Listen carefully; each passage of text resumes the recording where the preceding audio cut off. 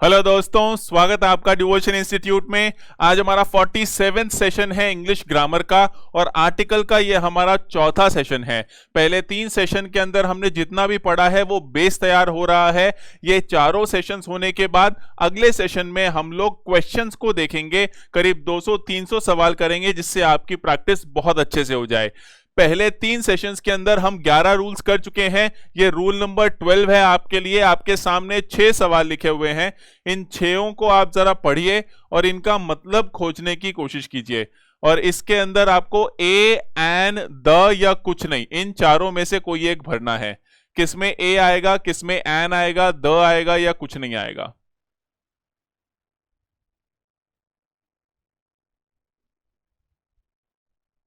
जब तक आप अपने आप से सॉल्व नहीं करेंगे तब तक एग्जाम में कर पाना पॉसिबल नहीं हो पाएगा।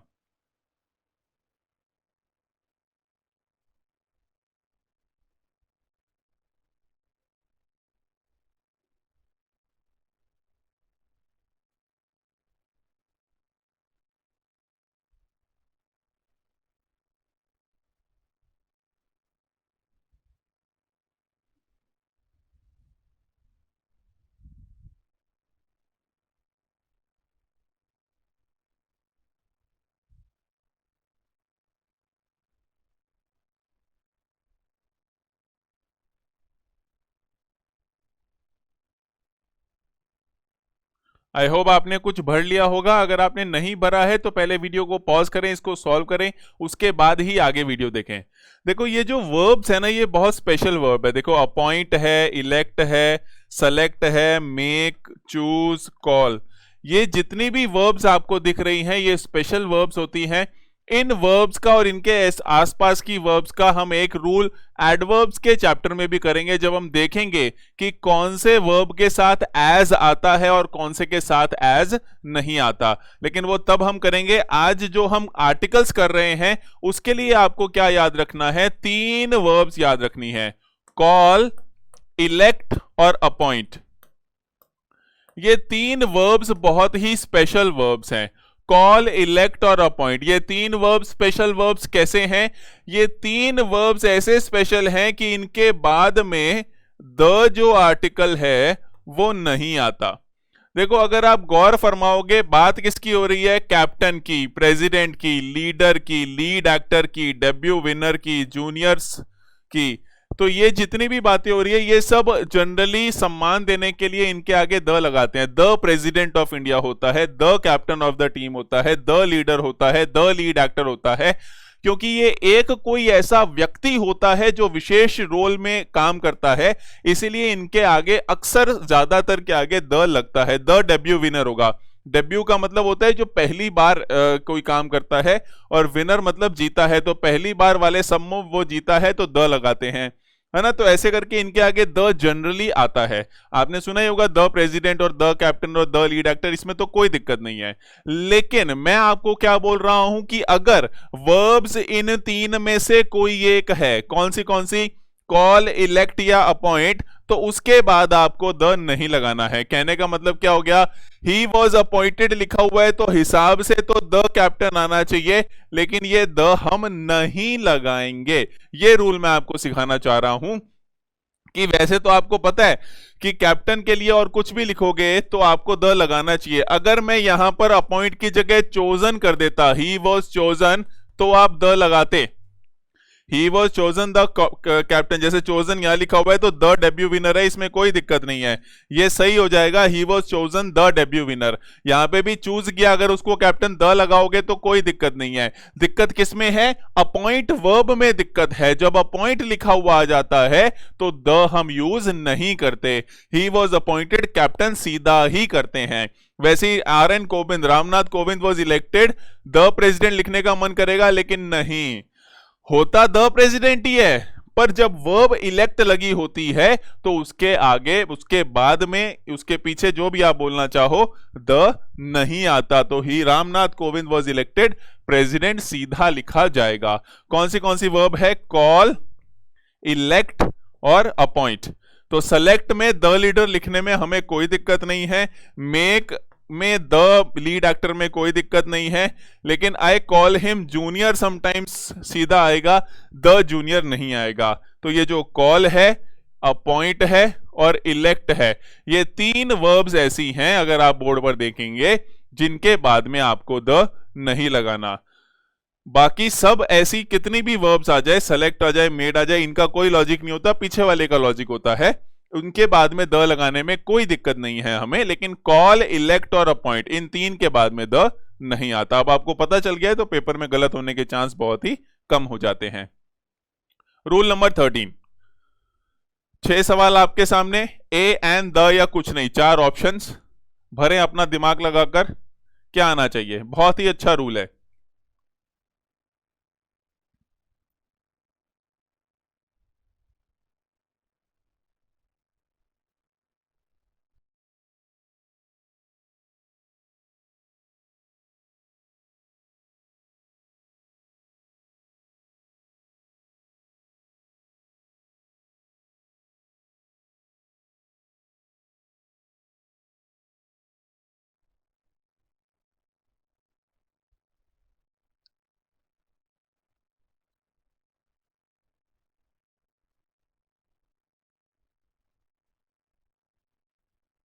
पूरा दिमाग लगाएं, सोचें और फिर भरें, ए एंड द या कुछ नहीं।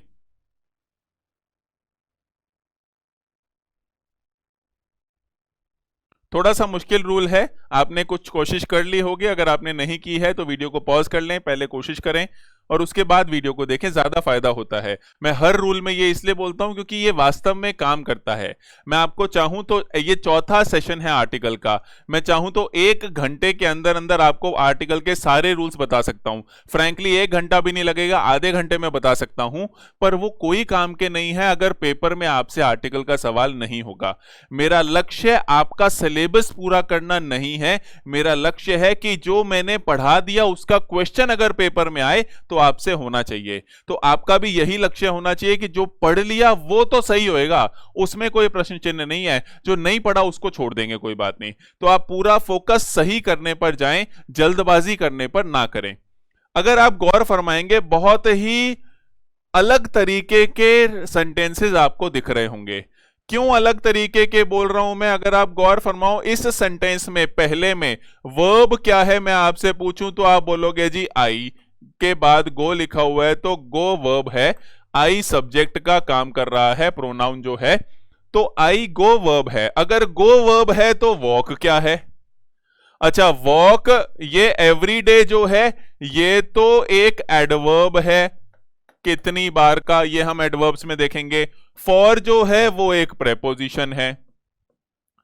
अच्छा, ये मैंने आपको पहले कभी बताया था, अगर आपको याद आ रहा हो, कि प्रेपोजिशन दो नाउन या प्रोनाउन के बीच में संबंध बताते हैं। क्या? प्रेपोजिशन दो नाउन या प्रोनाउन के बीच में संबंध बताते हैं। एक प्रोनाउन तो आई हो गया, दूसरा नाउन या प्रोनाउन कोई है ही नहीं, उसके बीच में कैसे संबंध बता देगा फॉर? एक्चुअल में क्या हो रहा है, ये जो वर्ब है वॉक, ध्यान से सुनना जी, ये जो वर्ब है वॉक, इसको हम बिना टू लगाए और बिना आईएनजी लगाए एज नाउन यूज करेंगे यहां पर।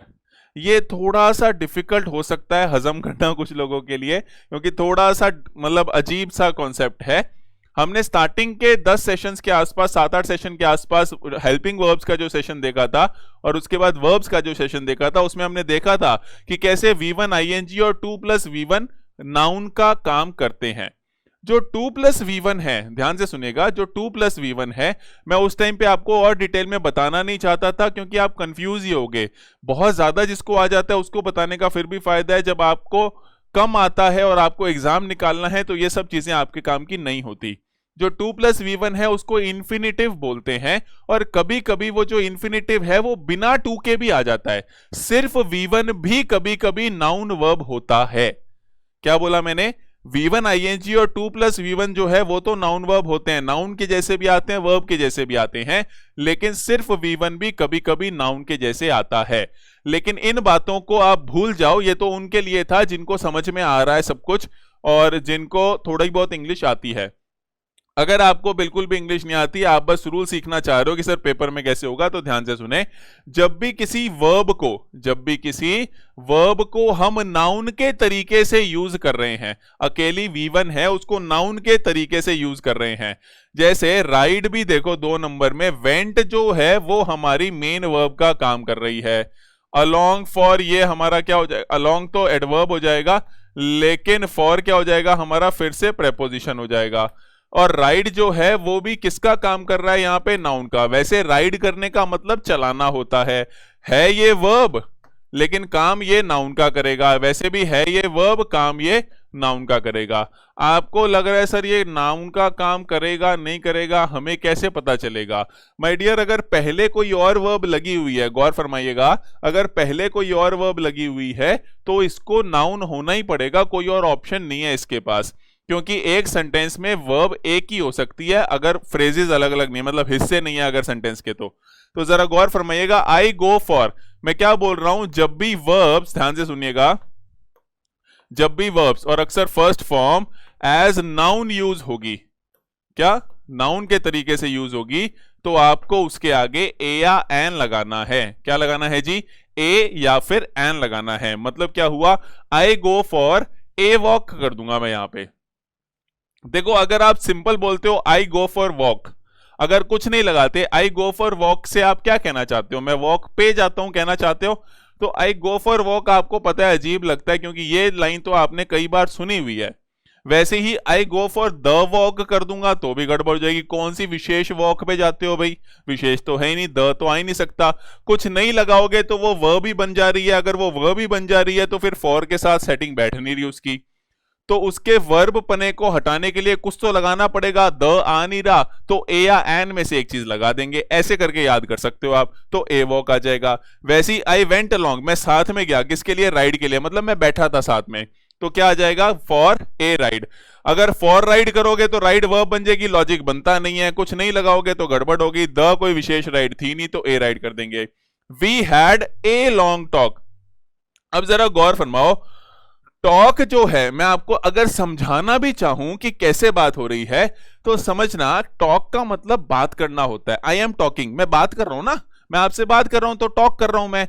लेकिन एक आपने अपने किसी दोस्त के साथ आधा घंटा बात की, तो एक, ध्यान से सुनना, एक तो जो आप बोल रहे थे वो बात करना एक काम हो गया, जैसे मैं बोल रहा हूं तो मैं बात करने का काम कर रहा हूं। और एक आपने जो आधे घंटे की बात की, वो आधे घंटे की बात अपने आप में एक चीज हो गई। आई होप आपको समझ में आ रहा होगा ये, कि एक तो वो काम किया आपने, फिर वो जब काम हो गया तो वो आधे घंटे की टोटल क्या हो गई, एक बात हो गई। तो वो बात जो है, उस बात की बात कर रहे हैं हम। तो वो जो बात की आपने आधे घंटे तक, या फिर यहां पे लंबी बात की, तो वो पूरी बात जो है वो अपने आप में एक चीज होगी, और किसी भी चीज को हम नाउन बना देते हैं। तो इसलिए हमने ये ए लॉन्ग टॉक किया। ये लॉन्ग जो है एडजेक्टिव बन गया, और टॉक जो है वो नाउन का काम यहां पर कर रहा है। ऐसे ही अगर मैं ऊपर आपको समझाना चाहूं तो वॉक करना एक काम है, चलना काम है, मैं चल रहा हूं, लेकिन पूरा जो आप 15 मिनट आधा घंटा जो भी चल के आए, वो चला, जितना भी चला आपने, वो अपने आप में एक चीज हो गई, इसलिए उसको हमने ए कर दिया। ऐसे आगे आओ, टेस्ट करना एक काम होता है, लेकिन जब मैं बोलता हूं अ टेस्ट, देखो शुड क्या है, मोडाल है। मैं चाहता नहीं हूं ज्यादा फैंसी टर्म्स यूज करना इंग्लिश ग्रामर की, क्योंकि वो बच्चों के ऊपर से चली जाती है। मैं कोशिश कर रहा हूं समझाने की, नहीं तो बॉटम लाइन ऐसे रख लेना कि वर्ब जब नाउन के तरीके से यूज होगी तो ए या एन लगाना है। यस, तो ये जो है मोडाल है शुड, इसके बाद वर्ब की फर्स्ट फॉर्म आती है, ये फर्स्ट फॉर्म लगी हुई है। हैव वर्ब जो होती है, अगर आपको याद आ रहा हो, दो मतलब बताए थे उसके, एक तो अधिकार, आई हैव अ पेन, अधिकार बताया था। आई एम हैविंग अ बनाना, खाना बताया था। तो या तो खाना मतलब होगा या फिर अधिकार मतलब होगा। अगर टेस्ट कर रहे हो केक को तो हैव क्या किया, मतलब कंज्यूम करना हो गया, खाना इसका मतलब हो गया। और टेस्ट करना चाहते हो, हैव अ टेस्ट, तो टेस्ट अब खाना मतलब नहीं हुआ, टेस्ट का अधिकार किया है आपने। तो थोड़ा सा ये बीच में है, शायद थोड़ी सी गड़बड़ आ रही होगी। You should have a test कर दिया हमने, क्योंकि टेस्ट जो है वैसे तो एक काम होता है, पर यहां पे हम इसको एज नाउन यूज कर रहे हैं। नीचे आओ, आई एम हैविंग, यहां पे हैव का मतलब पीना हो जाएगा, और एम जो है वो हेल्पिंग वर्ब हो गया, और उसके साथ V1 ING मेन वर्ब की लगी हुई है। अब ड्रिंक जो है वैसे तो पीना एक काम है, हैव का मतलब भी खाना या पीना होता है, ड्रिंक का मतलब भी पीना होता है, लेकिन यहां पर अब ड्रिंक पीने वाली चीज की बात, पीने के काम की बात नहीं हो रही। वो जो ग्लास के अंदर आपने डाली हुई है उसका नाम ही ड्रिंक कर दिया, उस चीज का नाम ड्रिंक है, और किसी भी चीज के नाम को हम नाउन कहते हैं, तो इसको नाउन बनाने के लिए ए ड्रिंक हमने कर दिया। ये ड्रिंक वाले ऑप्शन से शायद आपको थोड़ा और अच्छे से समझ में आया होगा कि मैं किस चीज की बात कर रहा हूं, कि ड्रिंक पीना एक काम है, लेकिन जो आप ग्लास में एक डालते हो, जैसे जो लोग लिकर लेते हैं वो 30 ml डालते हैं, तो वो जो 30 ml सामान आपने डाला है या उसके अंदर पानी या जो भी आपने डाला है वो क्या हो गया, वो एक ड्रिंक बन जाती है, वो एक चीज है, और उस चीज के नाम को आपने ड्रिंक कह दिया है, तो ये ड्रिंक जो है ये ए ड्रिंक हो जाएगा। आई होप आपको समझ में आ रहा है। I would change if I had a से in it.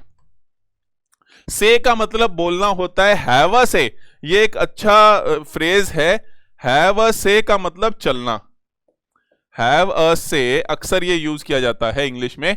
If you have a से इन समथिंग, तो मतलब तुम्हें बोलने की इजाजत है, तुमसे पूछेंगे कि तुम क्या चाहते हो। अगर तुम्हारी कहीं पे चलती है तो यू हैव अ से, अगर तुम्हारी नहीं चलती, तुम्हें जो बोल दिया जाएगा तुम्हें वही करना पड़ेगा, तो यू डोंट हैव अ से। आई होप आपको समझ में आ रहा है। हैविंग अ से का मतलब तुम्हारी चलती है, तुमसे पूछा जाता है कि तुम क्या कहते हो, तुम्हारा क्या मानना है इसके बारे में, तो यू हैव अ से और यू डोंट हैव अ से। आई होप समझ में आ रहा होगा। वर्ब्स को हमने एज नाउन्स यूज किया है, हालांकि मैंने कोशिश ये की है कि जो ज्यादातर आपके एग्जाम में पूछा जाता है, वॉक पूछा जाता है, जैसे राइड भी आया है या टेस्ट आया था, ये जो पूछे जाते हैं ये मैंने ज्यादा एक साथ एग्जांपल्स ले लिए हैं। यस, रूल नंबर 14 पर आ जाते हैं। बहुत ही आसान सा रूल है, चारों सवाल को पढ़ें, गलती ढूंढने की कोशिश करें।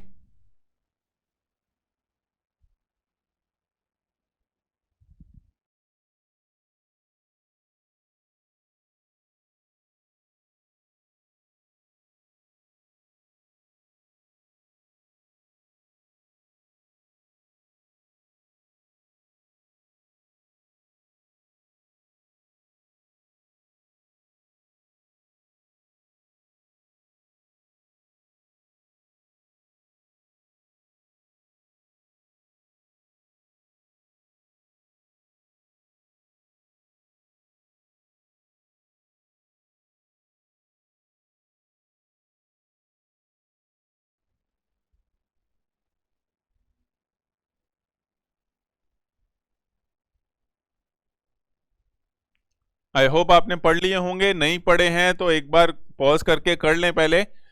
देखो, एक तो होता है 1 2 3, ये तो अपने नंबर हो गए सारे।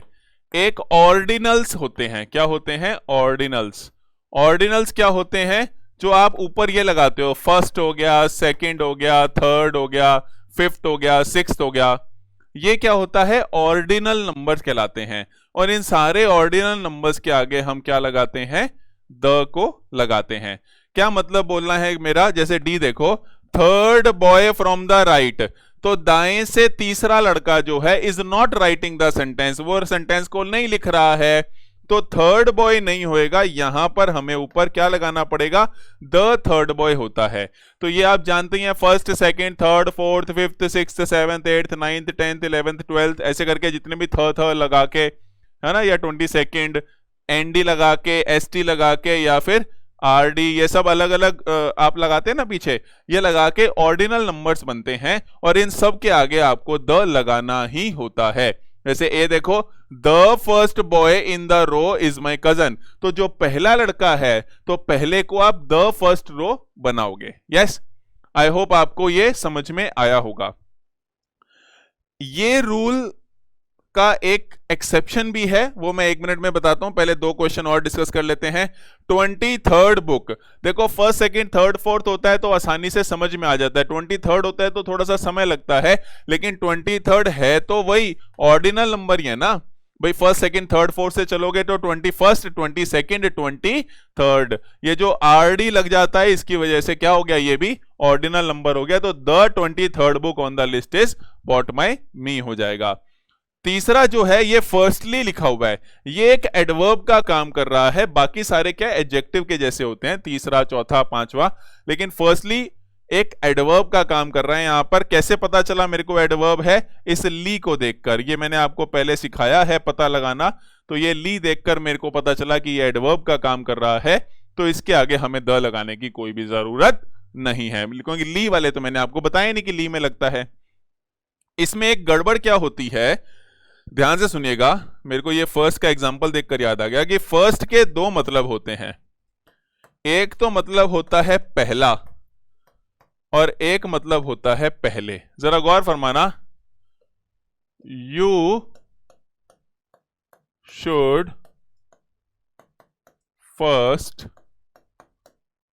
Boil water for tea. जरा गौर फरमाएं, क्या लिखा है मैंने? You should first boil water for tea, ये लिखा है मैंने, you should first boil water for tea. ये भी फर्स्ट है, अभी मैंने क्या बताया आपको, फर्स्ट ऑर्डिनल नंबर है। अगर फर्स्ट ऑर्डिनल नंबर है तो उसके आगे द आना चाहिए, तो आपका कॉमन सेंस लॉजिक क्या कहेगा जी, हमारे मास्टर जी ने पढ़ाया था, ये द लगा दो, सेट हो गया। मैं आपको कह रहा हूं ये गलत है, यहां पर द नहीं आएगा। पर क्यों नहीं आएगा, ये एक बहुत बड़ा क्वेश्चन है। इसके लिए यहां पर देखें कि फर्स्ट के दो मतलब होते हैं, एक तो पहला, एक पहले। पहला जो है वो एडजेक्टिव है और पहले जो है वो एडवर्ब है। अब ये कैसे पता चला, थोड़ा सा ध्यान से समझना, बहुत ही आसान सी चीज बोल रहा हूं। पहला जब भी आप कोई चीज को बोलते हो तो वो क्या होता है, पहला, दूसरा, तीसरा ऐसे करके बन जाता है। तो वो किसी चीज के बारे में है कि जो सबसे आगे है उस चीज के बारे में है। जैसे मैं बोलूं फर्स्ट चाइल्ड बोला मैंने, फर्स्ट बॉय बोला, तो जैसे पहला लड़का है वैसे दूसरा लड़का आएगा, तीसरा लड़का आएगा, चौथा लड़का आएगा, ऐसे करके वो सीरीज में पहला है तो पहला होना उस लड़के के बारे में अधिक जानकारी है। लेकिन यहां पर देखो 23rd है या खाली थर्ड बॉय है, तो तीसरा होना लड़के के बारे में अधिक जानकारी है। 23rd है तो 23rd होना बुक के बारे में अधिक जानकारी है। ये हम एडजेक्टिव्स की बात कर रहे हैं। फर्स्टली में हमने द क्यों नहीं लगाया, क्योंकि वो एक एडवर्ब बन गया था। क्या मतलब है मेरा इससे, जरा गौर फरमाना। एडजेक्टिव्स नाउन के पहले लगे होते हैं। क्या बोला मैंने? एडजेक्टिव्स नाउन के पहले लगे होते हैं, इसीलिए जब हम द लगाते हैं तो वो उस नाउन के लिए आता है। क्या मतलब, ये जो द लगा हुआ है ये बॉय के लिए आ रहा है। बॉय खास हो गया कि पहला बॉय, इसलिए द लगाया। द फर्स्ट के लिए नहीं आ रहा, एडजेक्टिव के लिए द नहीं आते होते। थर्ड बॉय बोला तो लड़का खास हो गया कि कौन सा लड़का, अरे तीसरा लड़का। जैसे ही बोला तीसरा लड़का तो जनरल लड़का नहीं रहा, विशेष लड़का बन गया। विशेष होते उसके आगे द लगाएंगे। कौन सी किताब? 23वीं किताब। तो किताब बोला तो जनरल थी, लेकिन 23वीं बोलते ही किताब विशेष हो गई तो हमने द लगाया। आई होप समझ पा रहे हो। लेकिन इसमें देखो, firstly I would like to introduce my friend. मैं अपने फ्रेंड को इंट्रोड्यूस करना चाहता हूं, तो कर दे। यहां पे कौन सा नाउन दिख रहा है जिसको विशेष बनाए हम? कोई नाउन नहीं है। यहां पे देखो, you should first boil water, ये जो फर्स्ट है ये क्या है? ये भी एडवर्ब है। फर्स्ट, इस फर्स्ट का और इस फर्स्टली का मतलब सेम है। कैसे सेम है? क्योंकि इनका मतलब ये है कि कोई काम पहले किया, और काम एक वर्ब होता है और वर्ब की अधिक जानकारी एडवर्ब देते हैं। अगर आपको ये बातें समझ में नहीं आ रही है, सर ये क्या नाउन प्रोनाउन एडजेक्टिव एडवर्ब करे जा रहे हो, हमें तो पता ही नहीं कौन सा एडजेक्टिव होता है कौन सा एडवर्ब होता है, तो प्लीज स्टार्टिंग के 5-7 सेशन पहले देखें, नहीं तो कोई फायदा नहीं है, वो ज्यादा जरूरी है इससे। यस, तो फर्स्ट के दो मतलब होते हैं, एक पहला और एक पहले। कोई काम पहले करना है तो वो एडवर्ब है, काम की अधिक जानकारी है। और कोई चीज पहला है या दूसरा है या तीसरा है तो वो विशेष हो जाता है, इसलिए द लगाते हैं। इसलिए you should first boil water में द नहीं लगेगा, क्योंकि यहां बॉयल करने का काम पहले करना है और ये फर्स्ट एडवर्ब है, और ये वाला फर्स्ट जो है ये एडजेक्टिव का काम कर रहा है, इसलिए इसके आगे द लगाया है।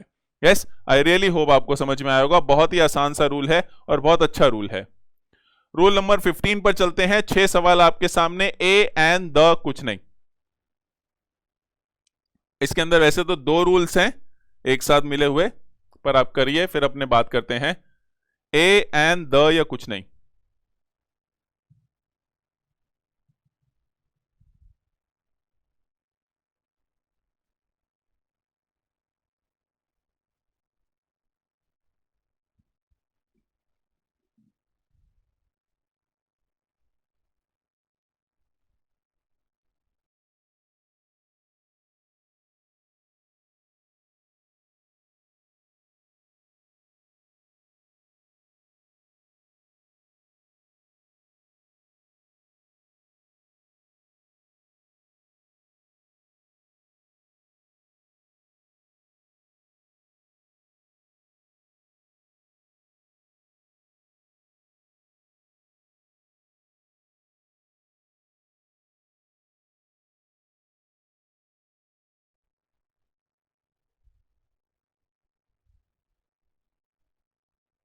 ए एन द या कुछ नहीं?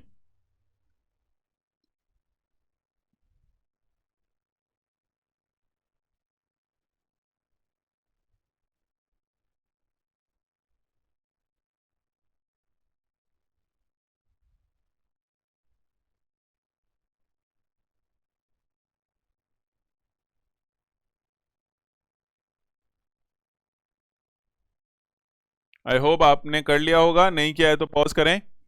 देखो ऊपर वाले चार एक अलग रूल है, नीचे वाला अलग रूल है। ऊपर वाले चार का जो गेम चल रहा है वो क्या चल रहा है कि जब भी आप किसी चीज का रेट बताते हो, क्या बताते हो?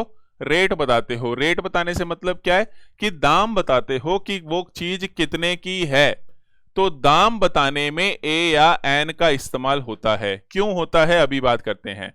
और जब भी आप दाम की जगह किसी चीज की यूनिट बताते हो, यूनिट बोले तो इकाई बताते हो, तो उस इकाई के अंदर हम द का इस्तेमाल करते हैं। क्या मतलब है मेरा इस बात से? देखो पहले रेट की बात करते हैं। रेट की बात का मतलब क्या है? जैसे मैंने बोला आम 50 रुपए है, तो आम अगर 50 रुपए है तो 50 रुपए क्या है? या तो 50 रुपए का एक आम होएगा, 50 रुपए का एक दर्जन आम होएगा, या फिर 50 रुपए का एक किलो आम होगा। लेकिन हमें ऐसे नहीं बताते आप 500 रुपए के 10 किलो हैं, ऐसे नहीं होता। रेट रेट हमेशा एक के हिसाब से बताते हैं। अगर 10 होगा तो स्पेसिफिकली लिखा होगा, अगर लिखा होगा तो बात ही खत्म हो गई, नहीं लिखा होगा तो एक का होगा। इसलिए हमें ए या एन लगाना जरूरी हो जाता है कि मान लो मार्कर 10 रुपए का है तो 10 रुपए का एक मार्कर है, ये कहना चाहते हैं हम, तो वो एक बोलने के लिए ए या एन लगाते हैं। दूसरी चीज क्या होती है? हम बोलते हैं कि जी आम तो किलो के हिसाब से बिकेंगे और केले दर्जन के हिसाब से बिकेंगे। तो क्या हो गया?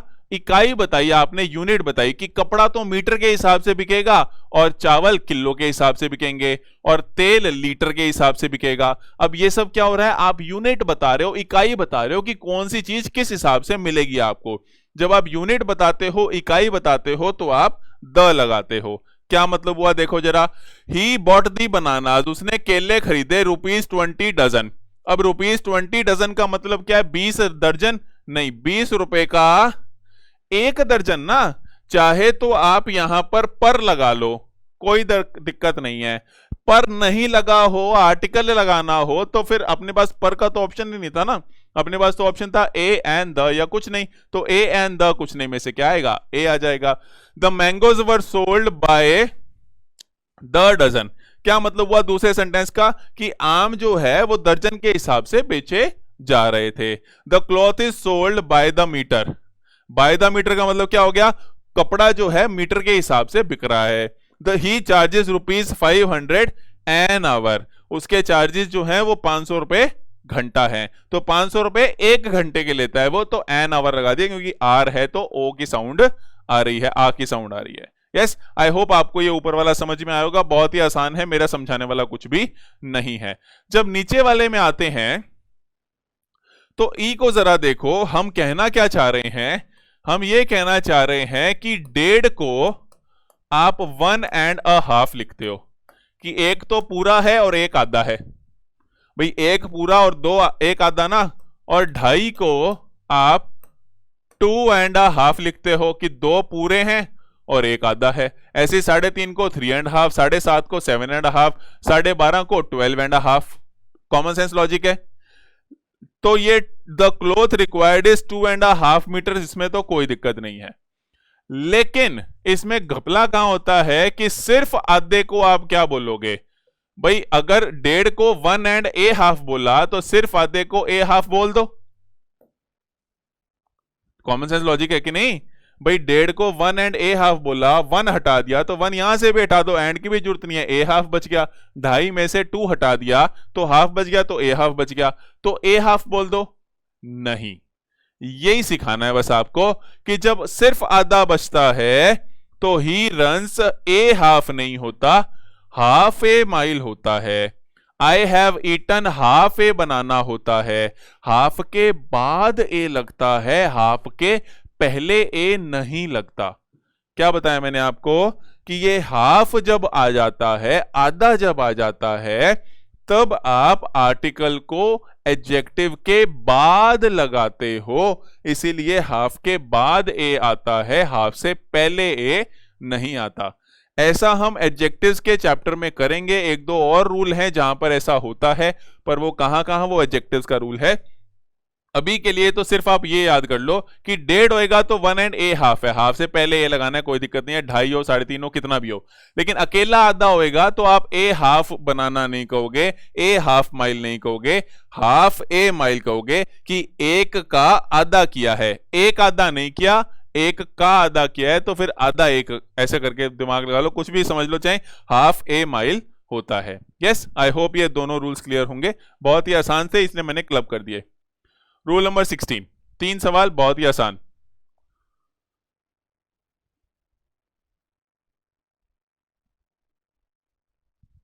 ए एंड द या कुछ नहीं।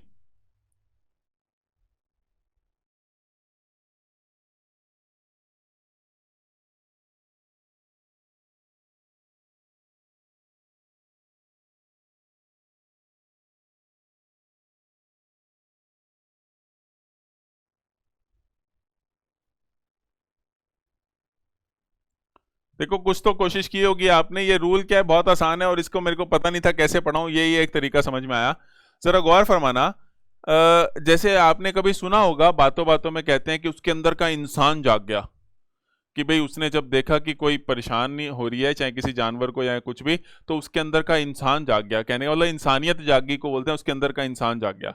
या फिर कोई बच्चा परेशान हो रहा था तो उसके अंदर की माँ जाग उठी, है ना, ऐसे बोलते हैं ना। या उसके अंदर का डॉक्टर जाग गया, या उसके अंदर का ये जाग गया। ऐसे भावनाएं जो है उनको जब आप लिविंग चीज से जोड़ के बोलते हो कि उसके अंदर का इंसान जाग गया या उसके अंदर की माँ जाग उठी, ऐसे करके जब भी आपको बोलना हो, वो तरीका है ये, है ना। तो अब पॉइंट ये है कि ये भावनाएं जब भी जगेगी, ये द लगा के जगेगी। तो हम बोलते हैं the mother in her was hurt by the remark. तो उसके अंदर की जो माँ है ना, उसको बहुत ठेस पहुंची थी। आप किसी भी लेडी को कुछ भी बोल रहे हो, लेकिन आपने मान लो उसकी ममता के ऊपर या परवरिश के ऊपर कुछ बोल दिया, तो वो सामने से कोई इंग्लिश में बोले तो वो बोल सकता है कि the mother in her was hurt by the remark. उसके अंदर की माँ जो है उससे काफी हर्ट हुई थी। वैसे ही the teacher in him wanted to remove all ignorance। ignorance होता है जब अज्ञानता, पता नहीं होता किसी चीज के बारे में, तो उसके अंदर का टीचर चाहता था सारा अज्ञानता मिटा के ज्ञान ही ज्ञान भर दे। वैसे ही the human in him couldn't let the man die। कोई इंसान मान लो मरने वाला है, एक्सीडेंट हो गया है कुछ, तो उसके अंदर के इंसान ने उसको मरने नहीं दिया, मतलब उसके अंदर का इंसान जाग गया। तो जब भी अंदर की ऐसी भावनाएं जागती है, चाहे अंदर से माँ जाग रही है, चाहे टीचर जाग रहा है, चाहे इंसान जाग रहा है, डॉक्टर जाग रहा है, कुछ भी जागे, तो द लगा के जगाना है अपने को। ये याद रखना है कि ऐसे ये स्पेशल टाइप्स ऑफ सेंटेंसेस हो गए हैं। ऐसे सेंटेंस जब भी आपको दिखे तो आपको बस एक बार मैंने बता दिया तो अब हमेशा के लिए याद रह जाएगा कि इनके आगे हमेशा क्या जागते हैं, क्या लगाते हैं, द लगाते हैं।